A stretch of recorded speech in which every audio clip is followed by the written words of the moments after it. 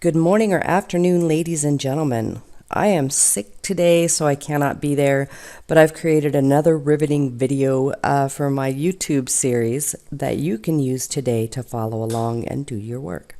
So today we're going to close read the poem Identity by Julio Noboa Polanco. I tried to pronounce that as best I could. So we're going to do the first read, and you guys should all have notes on how to do this. Your notes aren't complete.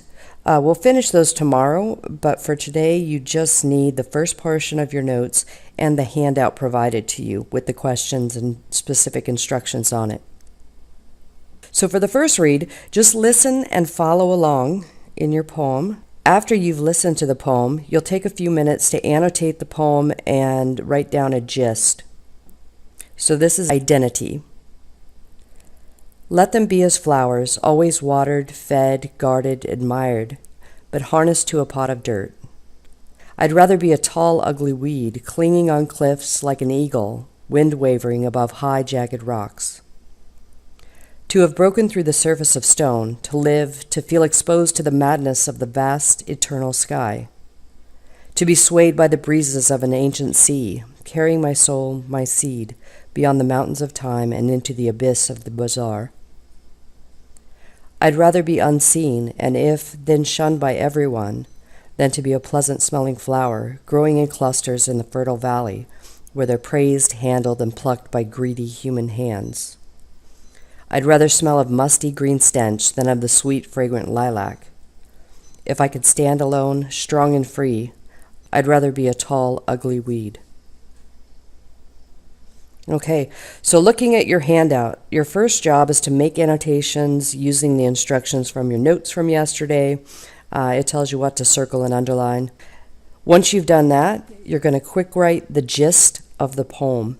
Remember, this is just a general idea. We're not looking for a correct answer, but you should write something down that you think that this poem is about. Go ahead and do that, and then we'll come back to the video in a second.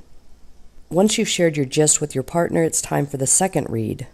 During this reading, listen again and add to your annotations. You're listening for more. Once you finish this, you will define words you circled in the first read. You'll circle where flowers and weeds grow to make those stand out to you. Underline what the speaker wants each time he says, "I'd rather."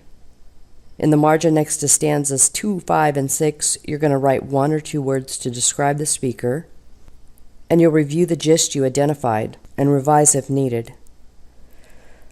At the end of the second read, you'll also take a moment to write 2 questions you have about the poem. These can refer to specific phrases, stanzas, or the poem as a whole. These are questions like, "I wonder if," or "I wonder what," "in this stanza does the author mean," etc. So let's read the poem again. Identity. Let them be as flowers, always watered, fed, guarded, admired, but harnessed to a pot of dirt. I'd rather be a tall, ugly weed, clinging on cliffs like an eagle, wind wavering above high, jagged rocks. To have broken through the surface of stone, to live, to feel exposed to the madness of the vast, eternal sky. To be swayed by the breezes of an ancient sea, carrying my soul, my seed, beyond the mountains of time and into the abyss of the bazaar. I'd rather be unseen, and if, then shunned by everyone, than to be a pleasant-smelling flower, growing in clusters in the fertile valley, where they're praised, handled, and plucked by greedy human hands. I'd rather smell of musty green stench than of the sweet, fragrant lilac. If I could stand alone, strong and free, I'd rather be a tall, ugly weed. Now that you have additional annotations, definitions, and a couple of questions, we're going to do the third read. In the third read, you're really looking to dig deeper. You have a general idea, you know what all the words mean, and you've made inferences about the poem. For this read, you can go ahead and read the questions. Keep those in mind as you go through and read the poem again.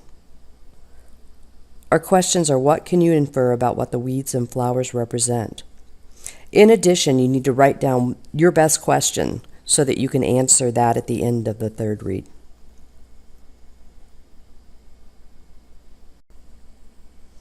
Now that you've finished the third read, you're ready to answer your questions. You can use the CER format for each. Remember that you need to quote from the poem to support your answer and reason about how your evidence supports your claim. So you should explain what the evidence means and then elaborate. At this point, you're ready for the fourth and final read. We're ready to go even deeper and figure out the meaning of the poem. This time you're reading again with questions in mind, and you will identify the theme at the very end. The questions are, why do you think the speaker wants to be a weed? And what is the theme of this poem? You'll remember from previous exercises that a theme is a message about life or human nature that a writer wants to share with readers. We talked extensively about theme when we read the book Chains. In a poem, it's usually not stated directly, just like with a fiction text, so you must make inferences based on statements made by the speaker, images and details, and repeated words and phrases, which are particularly important in poetry.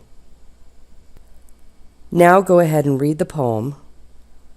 Wait until after you've read the poem and reviewed your annotations to answer the questions below.